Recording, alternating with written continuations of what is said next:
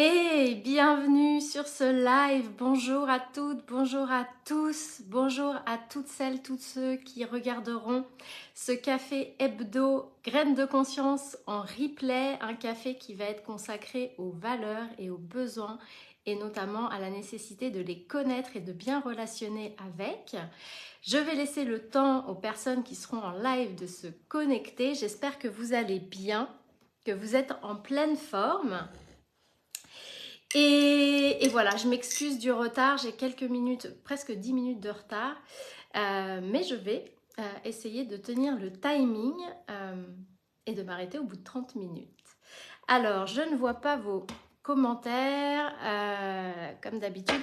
Hier, dans la formation Libé, j'étais passée par Zoom et ça marchait bien, alors peut-être que c'est ce qu'il va falloir que je finisse par faire. Je regarde si je les vois sur mon ordinateur pour pouvoir vous dire bonjour. Bah oui, vous êtes là en plus, quelle frustration. Ah là là là là. Alors, salut Marlène, salut Astrid, bienvenue à toi. Salut Katia, j'espère que vous allez bien mesdames, j'espère que tout le monde est en pleine forme pour ce sujet qui peut paraître, j'allais dire léger, mais qui ne l'est pas tant que ça, parce que très souvent les gens ne sont pas attentifs à leurs besoins, à leurs valeurs. Et puis nous aussi en tant que thérapeute, alors en tant que soi, hein, bon vous avez vu je suis pas toute seule, hein. En tant que soi et en tant que thérapeute, c'est hyper intéressant d'avoir ce sujet-là en tête parce que ça peut nous permettre aussi de voir donc chez nous ou chez nos clients des éléments justement qui peuvent être à aller explorer en lien avec les émotions justement que nos clients amènent. Salut Bérangère, salut Marianne, hello Séverine. Bon, n'hésitez pas à continuer à commenter. Je sais qu'à un moment donné, Facebook se réveille et je peux enfin vous avoir en commentaire en face. Salut Karine, ça faisait longtemps, j'espère que tu vas bien. Donc, on y va. Les valeurs, les besoins. Alors, les valeurs, les besoins, c'est pas la même chose, ok. Alors on va pas rentrer dans des définitions qui n'ont pas forcément de sens, puis très souvent on arrive quand même à capter quelle est la différence. Les valeurs, en fait, sont des éléments comme des sortes de principes. Alors le principe, je voyais hier une vidéo d'Yannick Alain qui disait que les principes c'était plutôt très rigide. C'est vrai que les valeurs, elles sont plutôt évolutives, mais ce sont des sortes de principes, d'éléments qui sont importants pour nous dans notre vie. En principe, nos valeurs, elles viennent guider en fait nos choix, elles viennent guider les situations vers lesquelles on va, guider les relations vers lesquelles on va ou dans lesquelles on entre.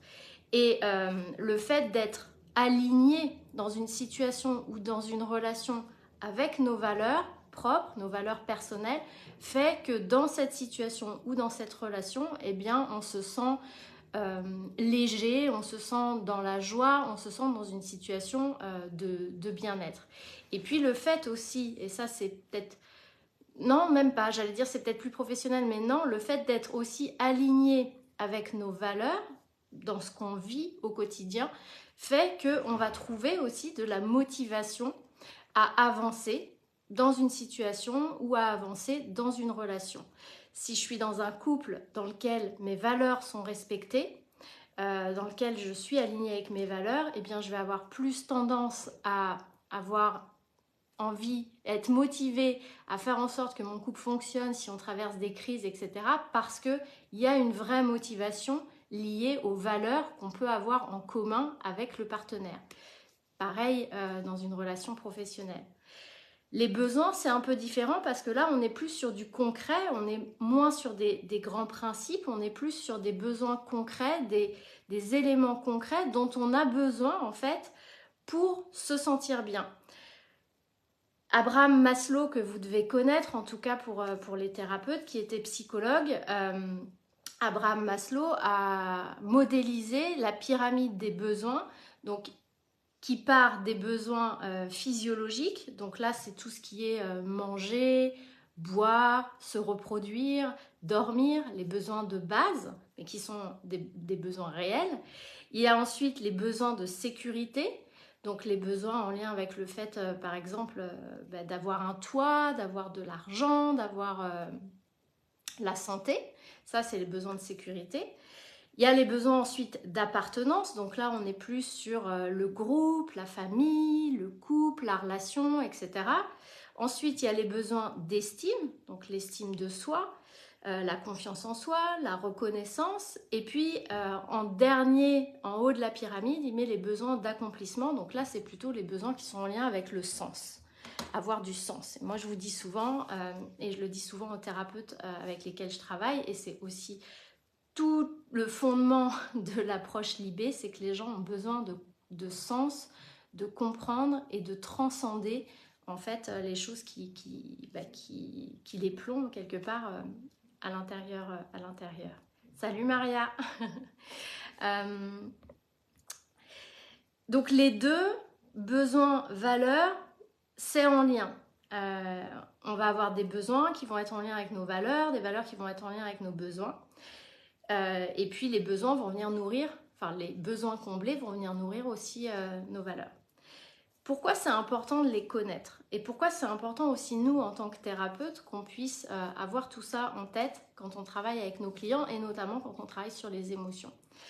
Parce que, donc comme je vous le disais, c'est en vivant une vie qui est alignée dans les situations, dans les relations, dans les challenges aussi qu'on a à relever, avec nos valeurs, qui fait que on va pouvoir le vivre dans la joie, dans la légèreté, dans le bien-être. Parce que c'est aussi ce que je vous disais, quand on est en alignement avec nos valeurs, on va pouvoir activer de manière naturelle une motivation forte, une détermination forte, qu'il s'agisse de professionnel ou de personnel. Et très souvent dans le professionnel, on va justement aller travailler aussi sur les valeurs, qu'est-ce qu'on recherche derrière ce qu'on fait, quelles sont les valeurs qu'on cherche à nourrir derrière ce qu'on fait pour pouvoir trouver une motivation et une détermination dans ce qu'on met en œuvre. Et à l'inverse, et c'est là que c'est aussi que c'est intéressant, c'est-à-dire que à l'inverse, en vivant des situations ou des relations qui font obstacle à nos valeurs, ou qui viennent heurter nos valeurs, eh bien, on va être dans des sortes de moments de tempête émotionnelle ou des moments d'émotion qui vont être inconfortables, comme la tristesse, la colère, la frustration, l'amertume et même parfois la peur. Et ces émotions, en fait, c'est vraiment important d'y faire attention parce qu'elles sont des super elles sont des super indicateurs justement pour d'une part identifier quelles sont nos valeurs et nos besoins parce que parfois encore une fois on les connaît pas et puis ils évoluent donc parfois on croyait que notre valeur c'était celle-ci et puis finalement on est à un moment de notre vie où notre valeur c'est plus vraiment celle-ci ou en tout cas dans la hiérarchie de nos valeurs ça a évolué donc ça nous permet ces émotions d'avoir un indicateur qui nous montre quelle est notre valeur importante à cet instant-là de ma vie et de voir si cette valeur ou ce besoin, il est comblé ou il est nourri ou est-ce qu'au contraire, il est heurté ou il est en perte de vitesse dans ma vie. Comme je vous le disais, hein, elles se hiérarchisent les valeurs, c'est-à-dire que et elles changent, c'est-à-dire que on a des valeurs qui sont plus importantes que d'autres. Si on doit choisir, à un moment donné, on va y revenir, on va choisir une plutôt que l'autre, on va en mettre une en premier. Et puis également, elles peuvent changer d'une sphère de vie à l'autre. On peut avoir des valeurs qui vont être importantes dans notre vie professionnelle et puis qui vont pas être les mêmes dans notre vie personnelle ou dans notre vie de couple ou dans notre vie familiale. Et puis elles peuvent évoluer en fonction de nous aussi, en fonction de notre âge, de ce qui est important à ce moment-là de notre vie, de ce qu'on va investir comme sphère à ce moment-là de notre vie. Et on n'a plus les mêmes valeurs. Moi, je n'ai plus les mêmes valeurs à 40, j'allais dire à 40 ans, mais non, à quasiment 44 ans que celles que je pouvais avoir quand j'avais 20 ans, et c'est normal. Donc, je regarde juste si j'ai vos commentaires. Enfin, je vérifie si vous me laissez des commentaires. Oui, alors, nous avons donc Marianne qui nous dit souvent en séance ressort la nécessité de combler ses propres besoins. Les personnes me demandent, mais comment je fais ça? Eh oui. Ouais, c'est vrai que ça ressort très souvent parce que, alors ça c'est les injonctions aussi, et puis tout ce qu'on a appris depuis qu'on est petit et qu'on a intégré. C'est toujours un peu ce que je vous dis en fond en fond de tout, c'est notre besoin d'être aimé. Et notre besoin d'être aimé nous a poussé, notamment quand on était enfant, à mettre de côté nos besoins et nos valeurs pour eh bien, se sentir aimé ou pour se conformer. Et puis du coup, on ne sait même plus quels sont nos propres besoins, nos propres valeurs. Et on se fait passer en plus avant les valeurs ou les besoins des autres. Donc sur les émotions indicateurs, bien, par exemple, la colère, c'est un très bon indicateur. La colère, c'est un indicateur du fait qu'une de nos valeurs ou un de nos besoins importants n'est pas respecté. Qu'il n'est pas respecté ou qu'il est heurté. Et c'est vraiment un signe, la colère, de révolte intérieure. Et quand on ressent de la colère, c'est important déjà de pouvoir en avoir conscience, de la ressentir. Et oui, j'ai pensé à toi en l'écrivant. Salut Damien. Ça y est, bah tu vois, ton énergie a réveillé Facebook. Je vois enfin vos commentaires. C'est beaucoup plus confortable de les voir ici et de ne pas avoir la tête à tourner. Merci Damien. C'est un super indicateur, la colère. C'est un indicateur de révolte intérieure, mais c'est un indicateur de révolte par rapport à une valeur, un besoin qui n'est pas comblé. Et très souvent, le problème, c'est que la personne ne connaît pas cette valeur, ne connaît pas ce besoin. Il peut être en lien en plus avec des blessures. Et du coup, elle n'arrive pas à le gérer. Et souvent, cette colère, elle est même retournée contre soi en réalité, plutôt que contre l'autre, même si on se met en colère contre l'autre, parce qu'on est en colère au fond contre soi, parce qu'on autorise l'autre à ne pas respecter une valeur ou à ne pas respecter un de nos besoins, ou au-delà du fait qu'on l'autorise, bah peut-être que simplement nous, on se maintient en relation avec une personne qui n'a pas des valeurs qui permettent le respect de nos propres valeurs. Et du coup, cette colère, elle n'est pas forcément en réalité dirigée contre l'autre, elle est dirigée contre soi. Mais en tous les cas, cette colère, c'est important de la ressentir et parfois on ne la ressent pas et on ne la voit pas parce que on a tendance à l'étouffer. La colère, c'est une émotion qui est beaucoup diabolisée, beaucoup jugée, que les parents aussi, beaucoup dans l'éducation, disent à leurs enfants, te mets pas en colère, c'est pas beau d'être en colère, etc. Donc on laisse pas les enfants se mettre en colère. C'est une émotion qu'on n'a pas le droit de ressentir parce qu'elle est associée à une forme de violence. Et du coup, devenu adulte, parfois, on ne se rend même pas compte en fait qu'on la ressent. Il y a aussi l'émotion tristesse. L'émotion tristesse, alors elle peut être liée à d'autres choses, évidemment. Salut Kou, bienvenue. Elle peut être liée à d'autres choses, la tristesse, mais elle peut être aussi le signe que quelque chose dans ma vie est en train d'empêcher une valeur ou un besoin d'être réalisé. Elle est le signe en fait de quelque chose qui nous manque, de quelque chose qui nous alourdit, quelque chose qui fait que c'est dur, mais ça rend triste. Mais tu sais, Damien, tu dis la tristesse, je veux bien prendre des cours. Je pense qu'on en avait parlé. La colère, souvent, alors pas systématiquement, mais très souvent, elle masque la tristesse et inversement. C'est-à-dire que souvent, c'est parce que l'une des deux, on ne veut pas la ressentir, que l'autre se met en action.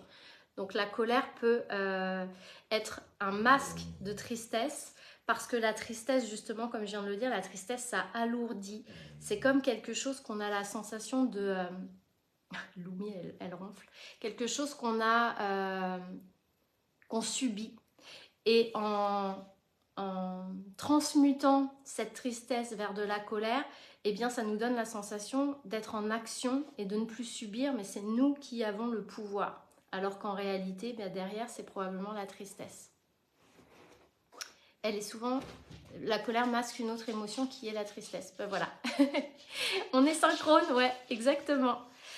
Et ça aussi, c'est important quand on est thérapeute de le savoir, parce que du coup, quand on a des gens qui viennent nous voir parce qu'ils ont de la colère, alors ça peut être lié à plein de choses, ça peut être lié à avoir introjecté la colère de quelqu'un quand on était petit, ça peut être lié à des besoins, des valeurs qui ne sont pas respectées, mais ça peut être aussi lié, et c'est un truc qu'il faut aller chercher, à une tristesse, un sentiment de solitude, d'abandon, qui a été transmuté pour ne pas ressentir cette tristesse. Jody, tu dis, c'est marrant, j'ai une enfant de 8 ans qui m'a dit ça lors d'un accompagnement cette semaine. Ma colère, elle se transforme toujours en tristesse. Alors peut-être parce que justement cet enfant n'arrive pas encore à, et c'est plutôt une bonne chose, à maintenir le couvercle qui serait la colère sur sa tristesse, et que sa tristesse arrive à ressortir encore. Ce qui est plutôt pas mal, parce que ce qui voudrait dire, Jody, que ça peut être intéressant pour toi que tu la fasses justement aller voir cette tristesse pour qu'elle ne la masque plus avec de la colère. Le troisième sentiment, émotion que je voulais qu'on aborde ensemble, enfin rapidement, c'est la peur. Parce que la peur aussi, c'est un indicateur, alors c'est un indicateur d'autre chose, hein, mais c'est aussi un indicateur qui peut être en lien avec soit une perte, et du coup la perte nous met en insécurité, soit un conflit qui nous met aussi en insécurité. Et ça, c'est quelque chose qu'on peut voir quand un besoin est comblé et qu'on ressent qu'il ne va plus l'être, ou qu'une valeur qu'on avait dans notre vie, qui était incarnée dans notre vie, elle va plus être accessible, eh bien, il y a un phénomène d'insécurité qui se met en place et qui fait qu'on peut ressentir de la peur. Donc la peur peut être un indicateur de ça, et c'est quelque chose qu'on a pu voir par exemple avec le Covid, c'est-à-dire qu'à un moment donné, beaucoup de gens, et pas tout le monde, et ça fait pas forcément partie de leur valeur haute dans la hiérarchie de leurs valeurs, mais la valeur liberté, avec le besoin d'appartenance, eh bien, se sont retrouvés mis en balance avec la valeur santé et le besoin de sécurité. Et le fait d'être dans ce conflit de valeurs, et le fait aussi d'avoir la perspective d'un besoin qui sera plus comblé, celui de l'appartenance, et puis aussi celui de la sécurité, ou d'une valeur qui risque de tomber, la liberté ou la santé, eh bien, ça met en état de stress, ça met en insécurité, et on a bien vu que les gens à ce moment-là étaient complètement perdus parce que leur système de valeurs était mis en conflit, et aussi alimenté, enfin il y avait une peur qui était alimentée, liée au fait qu'on allait perdre l'accès à une valeur ou l'accès à un besoin qui ne serait plus comblé. Et ça a amené les gens à re-hiérarchiser leurs valeurs. C'est-à-dire que certaines personnes ont décidé que non, la liberté serait plus forte qu'une autre valeur, et puis d'autres ont dit non, moi ça va être la valeur santé et mon besoin de sécurité qui vont être plus forts. Et on a vu ces oppositions qui ont pu se faire dans la population au moment où chacun est venu re-hiérarchiser son système de valeurs et ses besoins en fonction d'une situation externe. Et dans ces émotions-là aussi, il y a tout ce qui est lié à nos blessures émotionnelles, à nos blessures intérieures, parce que nos besoins non comblés quand on était enfant ont très souvent créé des besoins attendus dans notre vie d'adulte. On a manqué de ceci, nos parents ne nous ont pas donné cela, et bien très souvent c'est ce qu'on va attendre dans une relation, c'est ce qu'on va attendre dans une situation, parce que justement on a manqué d'eux. De la même manière, on a, quand on était enfant, été confronté à des comportements qui n'étaient pas appropriés par rapport à ce ce dont on avait besoin et par rapport à ce qu'on attendait. Et du coup, ces comportements non appropriés, eh bien, vont structurer en fait quelque part les valeurs qu'on va développer ensuite et construire dans notre vie, notre système de valeurs. Parce qu'on a été confronté à tel ou tel comportement, eh bien, on va construire notre système de valeurs en fonction aussi de ce à quoi on était confronté, de ce qui nous a blessés, de ce qui nous a fait souffrir. Et du coup, quand on se retrouve adulte ou même jeune, plus jeune, dans des situations où nos valeurs, nos besoins ne sont pas respectés, ne sont pas comblés, ou qu'il y a des situations qui y font obstacle, eh bien c'est comme si nos blessures d'enfant venaient se réveiller et que on se retrouvait dans nos tempêtes émotionnelles liées à des besoins non comblés, à des comportements non appropriés, mais en réalité c'est pas forcément ce qui se passe là dans notre vie d'adulte qui est en train de se manifester et de créer l'émotionnel qui est présent, c'est en réalité la réactivation de besoins non comblés, de comportements non appropriés ou en tout cas qui n'ont pas rempli des besoins chez nous, qui vient se réveiller à ce moment-là dans la vie de l'adulte.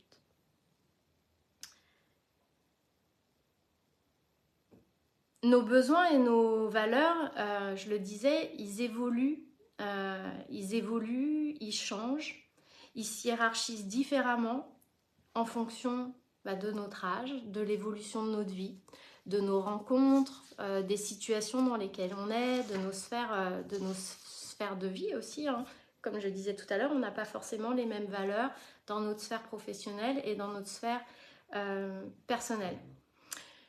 Et donc, les connaître, c'est important parce que c'est savoir ce qui est important pour moi. C'est savoir ce qui est important pour soi et pas ce qui est important pour les autres. Donc, ça fait le lien avec ce que tu disais, Marianne, c'est ok, et aussi comment je sais ce qui est à moi. Parce que souvent, on est empreint des valeurs et des besoins qui nous ont été transmis par nos parents, par le système éducatif, par les personnes qui ont eu une autorité ou une importance pour nous quand on était enfant. Et finalement, on se les est appropriés comme si c'était les nôtres, alors que, eh bien, ça n'est pas forcément le cas.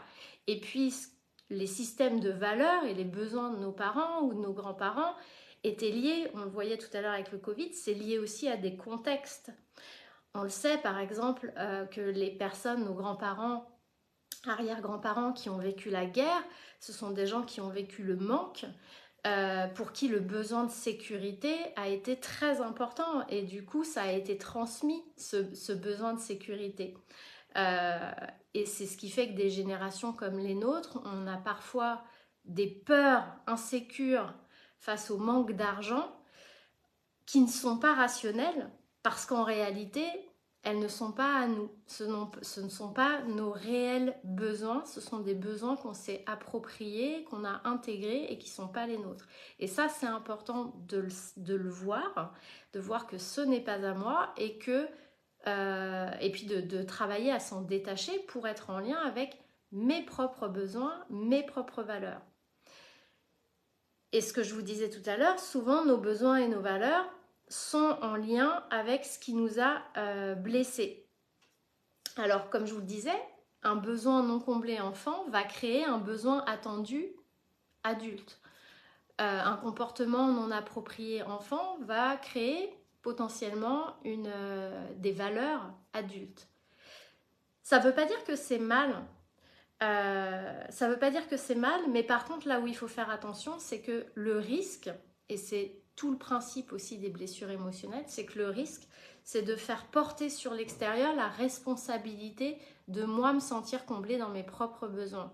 C'est exactement l'exemple que tu donnais, Marianne, c'est-à-dire que la personne, elle met en priorité l'autre, les besoins de l'autre sur les siens, elle ne sait même plus comment en fait nourrir ses propres besoins.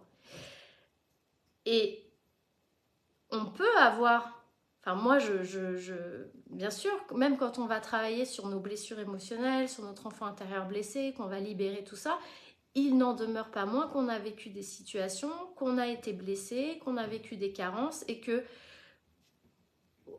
arrivé à l'âge adulte, on peut avoir des besoins qui sont en lien avec ça. Ce qui est important, c'est de le savoir.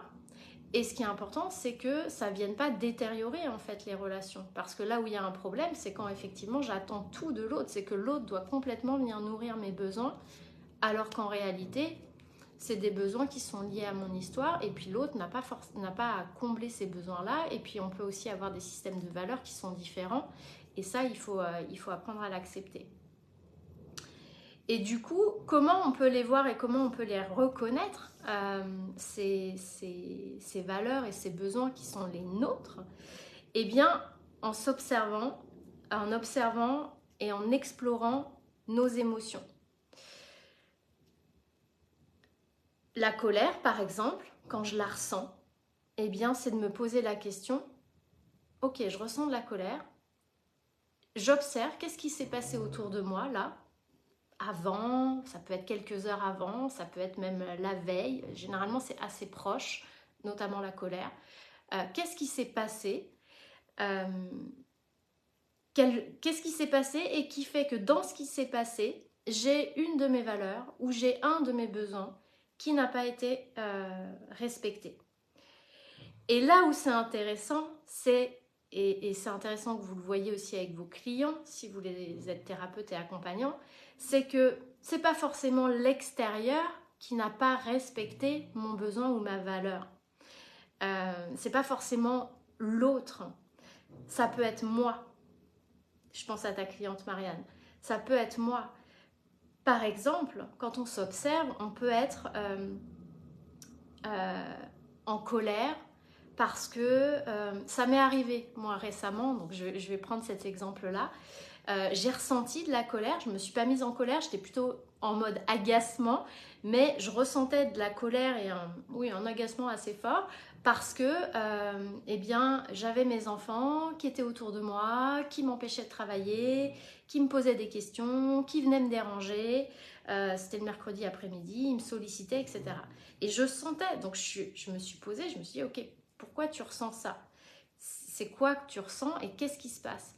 Mais en fait, ce qui se passait, c'est que j'étais en colère contre moi parce que moi, je ne respectais pas en fait une de mes valeurs, enfin plusieurs de mes valeurs d'ailleurs. Dans mes valeurs, j'ai la famille. Donc pour moi, c'est important ça fait partie de mes valeurs que quand je suis avec ma famille, je suis avec ma famille. Quand je travaille, je travaille. Chaque espace a son espace. Et là, en fait, j'étais en train de ne pas respecter ça puisque j'étais en train de forcer en étant en train de travailler à un moment donné où je savais que mes enfants étaient là puisque c'était mercredi après-midi. Donc généralement, le mercredi après-midi, c'est un temps où je fais des petites choses dans mon travail, mais je ne suis pas en mode concentré, etc. parce que voilà, c'est pas l'espace-temps, en tout cas par rapport à mon organisation et à mes besoins et à mes valeurs, c'est pas l'espace-temps pour ça.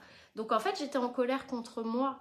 Et très souvent, je vous l'avais dit dans un autre live sur la culpabilité, très souvent quand on se met en colère contre quelqu'un, la réalité c'est qu'on n'est pas en colère contre cette personne, on est en colère contre soi-même.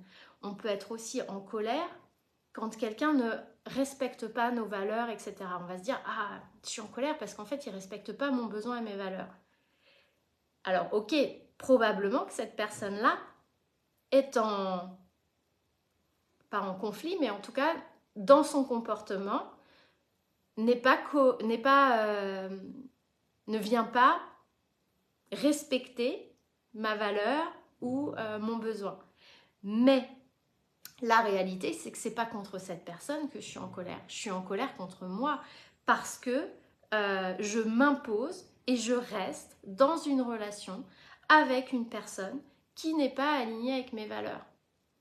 Et que la réalité, c'est qu'effectivement, on a tous des valeurs,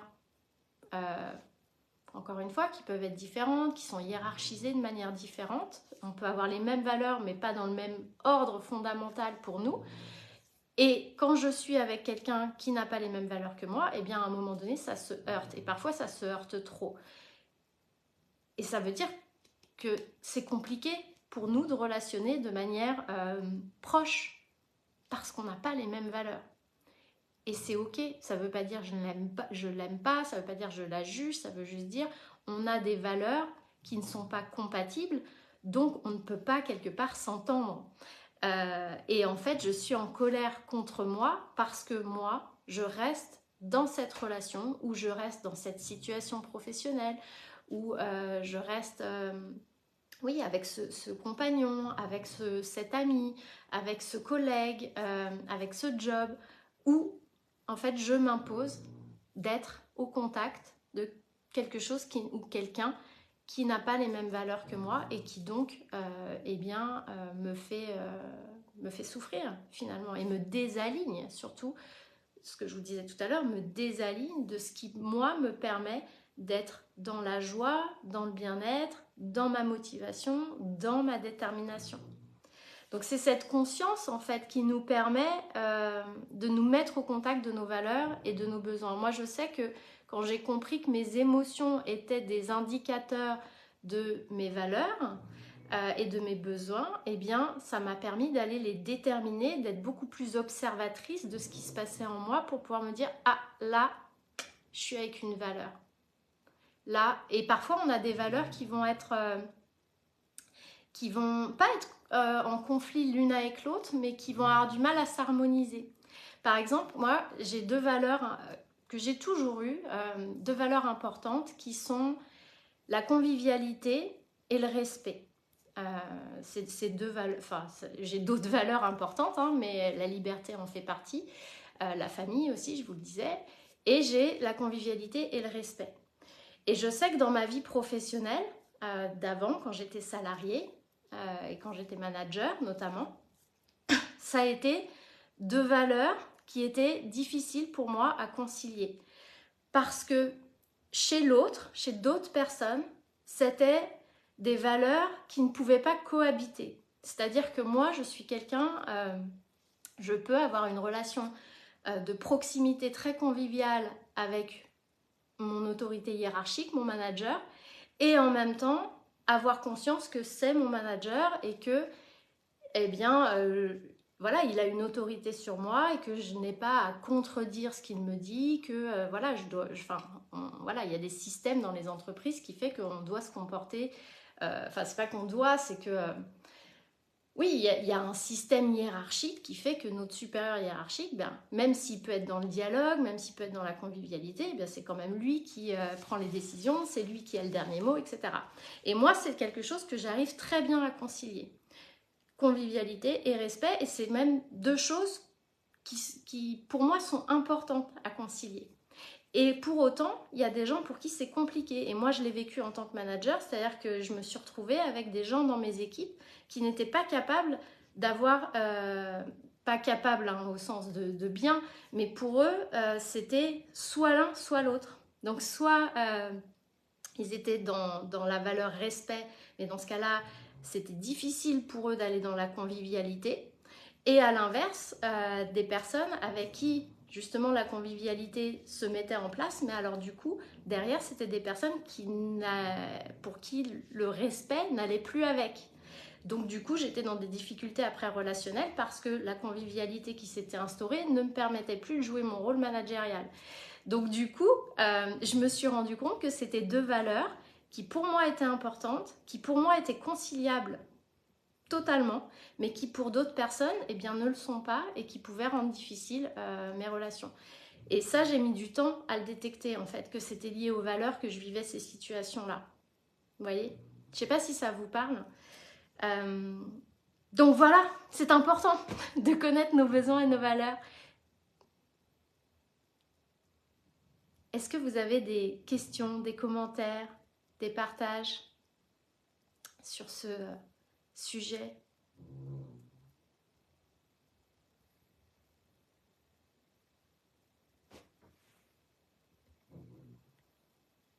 Je vous laisse le temps de me dire avant qu'on se quitte.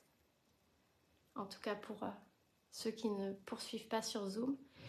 Juliette, tu dis « J'ai longtemps eu du mal avec l'autorité. Aujourd'hui, j'ai mis de l'eau dans mon vin, mais d'autres valeurs et besoins rentraient en compte, comme tu dis. C'est super intéressant. » Ouais. Et tu vois, c'est vraiment, moi, c'est un truc... et c'est marrant parce que c'est marrant comment notre système de valeurs il fait qu'on a des comportements naturels. Et c'est vrai que moi, je me souviens d'un de mes managers avec qui on était plusieurs dans son équipe. Avec moi, par exemple, c'était facile. Il pouvait rigoler, faire des blagues, être très convivial, etc. Mais en même temps, moi, quand il me disait ça, faut le faire, ça, Stéphanie, je suis pas d'accord, etc. Je mouftais pas, c'était mon chef, quoi. Et à l'inverse, il y avait d'autres de mes collègues où il s'est retrouvé aussi dans des situations compliquées parce qu'à partir du moment où il blaguait et tout avec elle, en fait, quand il leur disait de faire quelque chose, elle s'en foutait et elle lui riait au nez. Mais comme elle le ferait avec un pote, sauf que c'était pas leur pote, quoi. Du coup, tu dis c'est difficile de prendre la décision, tic, tic, tic, malgré qu'on ait identifié nos besoins et nos valeurs. De prendre la décision de quoi? De quitter une relation, par exemple, ou une situation? La vie pro est un bon champ d'exploration de la confrontation de nos besoins, valeurs respectifs. Ouais, la vie pro, mais aussi les relations. Mais je suis d'accord, Bérangère, la vie professionnelle, oui, c'est vrai. Et c'est souvent ce qui fait que les gens ne sont pas bien dans leur job parce qu'en fait, ils sont pas alignés avec leurs valeurs. Moi, si je prends mon exemple, alors moi, le burn-out, j'ai fait un burn-out en 2015. Le burn-out, pour moi, c'est multifactoriel. C'est jamais que le travail. J'en suis intimement convaincue. Il y a plein de choses qui font qu'à un moment donné, voilà, il y a une étincelle qui prend et on craque. Mais il n'empêche que moi, j'étais dans un job. Moi, j'ai toujours voulu faire des choses en lien avec l'humain. Je voulais être psychologue, je voulais être juge pour les enfants, je voulais être avocat pour les enfants. J'ai toujours voulu, d'ailleurs les enfants ont toujours été dans mon truc, donc si je travaille avec l'enfant intérieur, c'est pas pour rien, je pense. Donc j'ai toujours eu voilà, ce truc humain. Puis finalement, je suis allée vers les ressources humaines parce que pour moi, c'était humain. Et puis c'est mon père d'ailleurs, pas qui m'a poussée du tout, mais en tout cas qui m'a inspirée à aller vers ça parce qu'il était directeur de grands magasins, que c'était un manager très humain et que moi j'y voyais justement quelque chose de très humain. Ce qui était le cas au début, mais moi j'ai travaillé dans des grandes firmes. Euh, je travaillais chez Microsoft, je travaillais chez Orange, je travaillais chez Johnson Johnson, laboratoire pharma. Et à un moment donné, j'étais en conflit avec mes valeurs parce que mon job, c'était notamment, pas que, mais c'était de licencier des gens qui étaient bons, mais parce que, ah non, il fallait faire des économies. C'était de faire des plans sociaux alors que l'entreprise tournait bien, mais de licencier des gens parce que, bah non, il fallait être dans la rentabilité.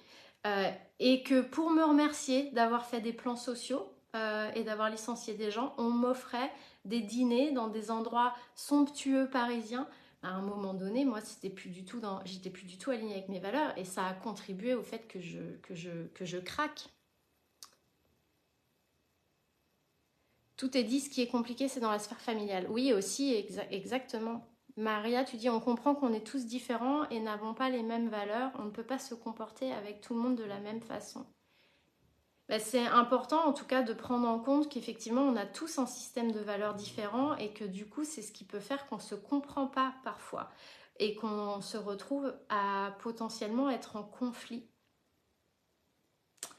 Juliette, tu dis, je pense que ça venait toucher l'injustice ou l'irrespect, non-considération de l'être en entier. Je suis peut-être trop extrême dans ma pédagogie. Ben non, mais peut-être qu'effectivement, ça venait toucher quelque chose chez toi d'important. Katia, connaître ses valeurs et les respecter, c'est primordial pour avancer avec sérénité, enthousiasme dans notre vie. C'est ça, exactement. Et d'ailleurs, quand on travaille, quand on est entrepreneur, qu'on travaille, je ne sais pas si vous c'est le cas, je sais que Katia aussi, quand on se fait accompagner par des coachs ou qu'on est dans des masterminds, on travaille sur nos valeurs parce que c'est avec ça que on peut tenir le cap de vers là où on va. Parce qu'être entrepreneur, c'est pas facile et que du coup il faut avoir une détermination, une motivation et si elle n'est pas assise sur des valeurs ça va être compliqué et sur une vision. Hello Valérie, tu trouves aussi que nous attirons à nous des personnes qui challengent nos valeurs et nos besoins peut-être pour que nous les dépassions? Eh bien oui, je pense aussi Valérie, je suis assez d'accord avec toi. Alors moi je le mets en lien avec les blessures de l'enfant intérieur puisque l'enfant intérieur cherche à sortir en fait d'une situation et à transcender et qu'effectivement pour le faire, eh bien il va aller chercher des gens qui vont le reconfronter à ça Et du coup, forcément, ça passe aussi par les valeurs et les besoins. Je suis tout à fait d'accord avec toi. Katia dit... Katia dit... Katia dit... Martin Latulippe dit toujours, on s'associe pour des valeurs, on se dissocie pour des valeurs. Exactement. Et ça ne veut pas dire qu'on n'aime pas la personne et qu'on la respecte pas, mais juste, on n'a pas des valeurs qui permettent eh bien, de vivre côte-côte, quoi. Tu dis de quitter une situation, une relation, car on peut en avoir en commun avec l'autre une forte valeur, mais pas dans le même ordre, comme vous l'avez précisé. Oui, après, c'est à nous de voir aussi quelle est, quand on identifie qu'on est avec quelqu'un qui n'a pas les mêmes valeurs que nous, ou qui a des valeurs similaires, mais qui ne sont pas hiérarchisées de la même manière, eh bien, c'est important de se poser soi à soi et de se dire, ok, je le vois. Donc c'est important de voir et de prendre conscience pour pas être dans cet émotionnel qui fait prendre des décisions qui sont pas forcément adaptées. De le voir et de dire ok, moi mes valeurs c'est ça, la hiérarchie aujourd'hui c'est celle-ci. Lui, a priori, ou elle, ses valeurs c'est ça. Et dans cette hiérarchie-là, est-ce que moi, parce que je l'aime, parce que cette situation pour plein de raisons me convient, est-ce que moi je peux faire en sorte, ou est-ce qu'on peut aussi en discuter pour que nos valeurs arrivent à se retrouver à un moment donné. Et parfois, c'est pas le cas. Parfois, c'est pas possible. C'est ce qui fait que parfois, des gens qui ont des opinions politiques radicalement différentes vont pas pouvoir être en couple parce que derrière les opinions politiques, il y a souvent des valeurs. Et peu importe, l'idée, c'est pas de le juger, c'est juste de dire, c'est pas compatible en fait. Et ça va, c'est pas l'opinion politique en elle-même, c'est toutes les valeurs qu'il y a derrière. Ah, Audrey, salut! Merci pour cette idée que l'émotion est un indicateur de valeur. Je commence à accepter mes émotions et à prendre le temps de les identifier et observer ce qui les déclenche, mais je ne faisais pas encore le lien avec mes valeurs. Je vais m'y mettre. Oui, hyper important. Les émotions, on est en train de refaire ami avec depuis un moment, et puis les sophrologues qui sont là, je sais que vous êtes nombreux, vous travaillez beaucoup avec les émotions et c'est important parce que elles sont des indicateurs et puis surtout elles sont à vivre, les émotions. Elles sont surtout à pas refouler et c'est vrai que parfois on a l'impression que en se laissant traverser par les émotions, on est faible, on est vulnérable ou on n'est pas quelqu'un de bien parce qu'on ressent de la colère, etc. Ben non, il faut accueillir et par contre, qu'est-ce que j'en fais en fait de tout ça? Katia, tu dis, je suis d'accord, le burn-out n'est pas uniquement lié au travail, c'est multifactoriel, c'est aussi comme ça que je l'ai vécu. Oui, souvent, il se passe... Le truc, c'est que comme tout n'est pas sur la même échelle de temps, les gens ne se rendent pas compte que c'est multifactoriel. Souvent, ça peut être lié à des événements qui remontent à plusieurs mois ou même plusieurs années, mais qui vont être catalysés à ce moment-là parce qu'il y a d'autres choses qui vont venir réveiller. Moi, je me souviens d'une jeune femme que j'accompagnais qui était au bord du burn-out et en fait, c'était pas du tout le travail. Elle était persuadée que c'était le travail parce qu'il y avait des choses au travail qui se passaient et en fait, c'était pas du tout le travail, c'était lié à des abus qu'elle avait vécu quand elle était petite, qui avaient été réveillés au même moment, mais elle ne s'en était pas rendue compte parce qu'il y avait eu des facteurs extérieurs qui étaient venus réveiller ça, mais c'était non conscient en fait chez elle, et qu'en fait c'était ça qui faisait qu'elle n'était pas bien, mais elle l'avait rattaché au travail parce qu'au travail il y avait des situations tendues. Et en réalité, on a travaillé sur les abus qu'elle avait vécus et elle est restée dans son travail et elle y est très bien. Je vais renverser mon café. Surtout que je ne le bois pas, vous avez remarqué. Salut Damien. À très vite. Ah Muriel, coucou. Je me rends compte que je ne respecte pas mes valeurs en étant là aujourd'hui derrière un écran. Ah, bah alors, file. File. Ça dépend parce que tu as peut-être d'autres valeurs qui sont... ça dépend quelles sont tes valeurs en fait Muriel. Il y a peut-être d'autres valeurs qui sont importantes et qui font que tu es là aujourd'hui. Peut-être parce que justement, il y a de la convivialité, enfin j'espère. Peut-être parce que tu apprends des choses. Peut-être parce que ça te nourrit d'échanges. Tu sais qu'après, tu vas retrouver des collègues, j'en sais rien. En tout cas, si ça respecte pas tes valeurs, ne reste pas. Bah voilà, Maria, je l'ai renversé. Bon, bah écoutez, pour les thérapeutes qui ont envie, on se rejoint sur Zoom juste après. Vous avez le lien au-dessus pour échanger autour de cette thématique, des valeurs, peut-être le lien avec les émotions, si vous avez des... Bah, déjà, ça peut porter sur vous, parce qu'aussi parfois nos clients viennent heurter certaines de nos valeurs à travers leurs propos, etc. Et ça peut rendre la relation thérapeutique plus difficile. Donc c'est là que tout le travail sur les transferts, les contre-transferts, les projections est hyper important, parce que ça nous arrive. Moi, ça m'est arrivé à de nombreuses reprises d'être face à quelqu'un qui n'avait pas les mêmes valeurs que moi, voire des valeurs qui venaient complètement attaquer les miennes. C'est pas simple. Donc pour les thérapeutes qui le souhaitent, on se retrouve sur Zoom tout de suite. Et puis pour vous autres, je vous dis à la semaine prochaine. Je vous souhaite une belle semaine, une belle journée. Ici il fait soleil. Je vous embrasse. Ciao!